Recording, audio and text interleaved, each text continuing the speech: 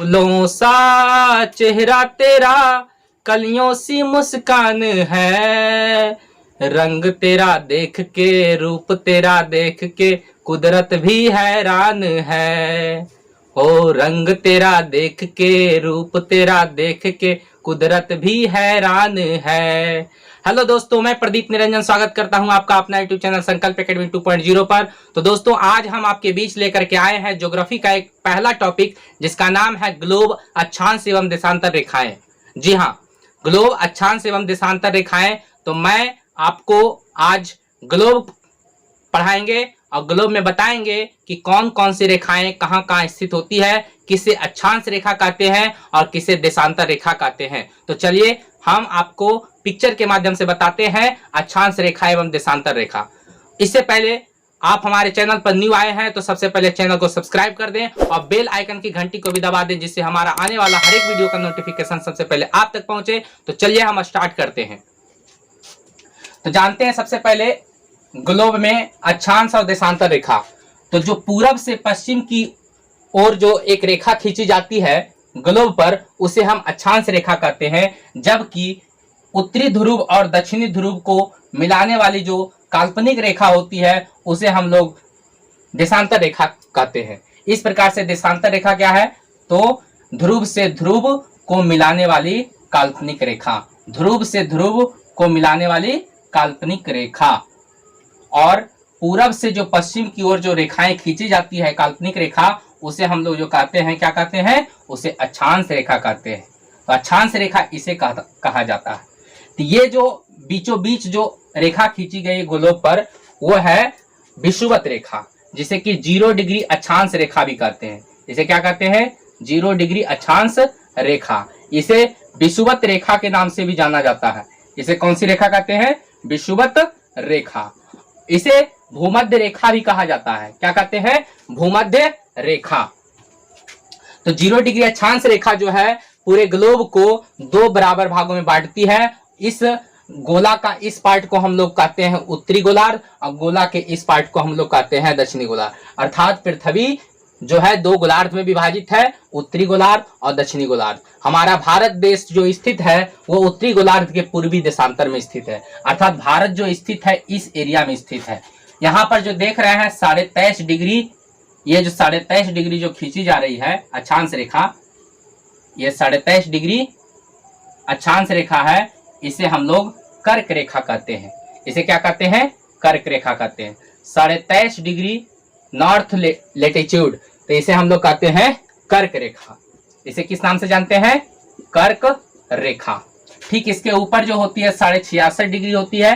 66.5 degree north latitude अर्थात उत्तरी अक्षांश रेखा को हम लोग बोलते हैं, इसे आर्कटिक वृत्त कहा जाता है। इसे क्या कहते हैं? आर्कटिक वृत्त।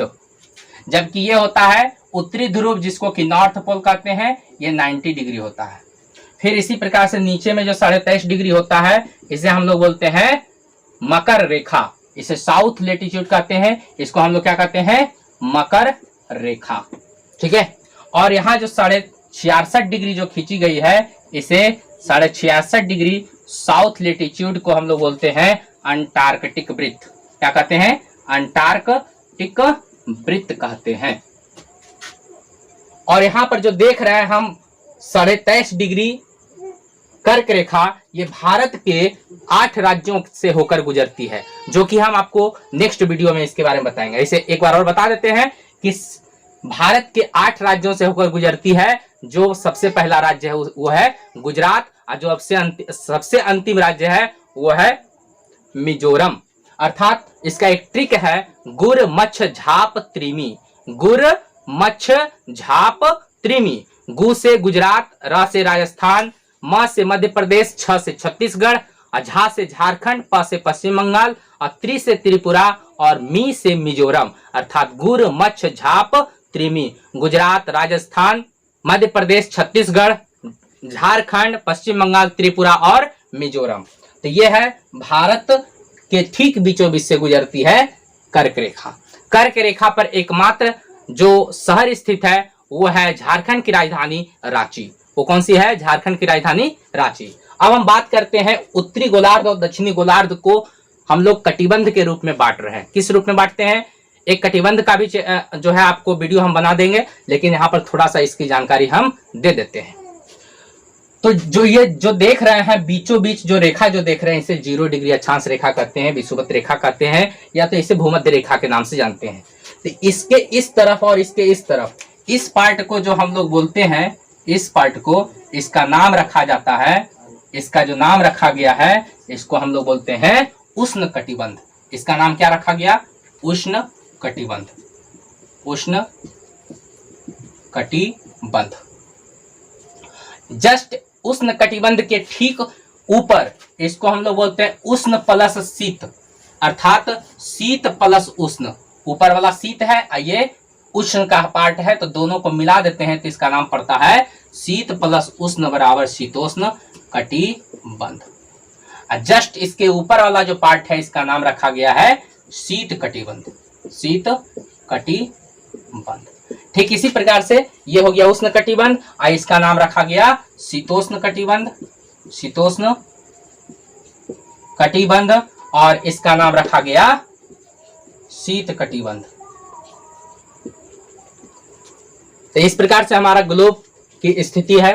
और एक फिर आगे हम आपको वीडियो बनाएंगे जिसमें आपको बताएंगे अक्षांश रेखा और देशांतर रेखा को विभाजित करने वाली जो होती है, कौन कौन से राज्य जो है किस किस रेखा को काटती है।